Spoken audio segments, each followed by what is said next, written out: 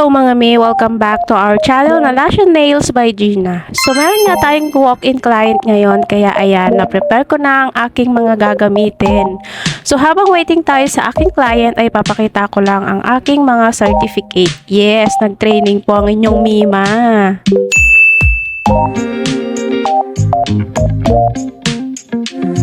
Dito nga sa part na to ay naglalagay na ako ng extension kay client. Di ko na nga na-videohan nung nilalashbat ko siya dahil nawala sa isip kong videohan siya. As you can see naman po, nagpa-proper isolate po tayo dahil yun naman po talaga yung dapat. Huwag po tayong basta-basta tanim ng tanim or dikit ng dikit dahil kawawa po yung ating client. At dapat po ay huwag nating ididikit sa balat dahil may posibilidad po na mairita or mamaga yung mata ni client natin. Kaya mas maganda po talaga na may proper training po tayo. Diba mga mi, sa mga kapwa ko lash tech dyan, correct me if I'm wrong. So ayan, gumagamit nga ako ng dalawang tweezer para may isolate ko ng maayos ang natural lash ng aking client.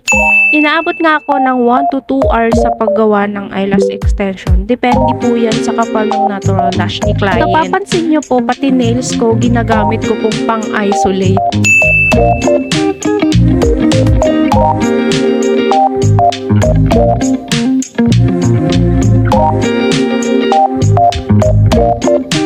And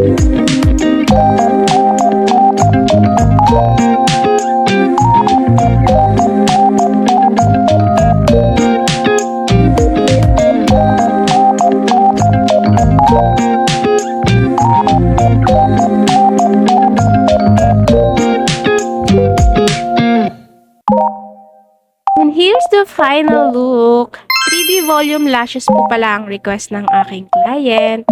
So, ayan. Sa mga bago po sa aking channel ay may mag-subscribe, mag-like, and click the notification bell para updated po kayo sa videos na ina-upload ko. So, ayun lang. Thank you for watching!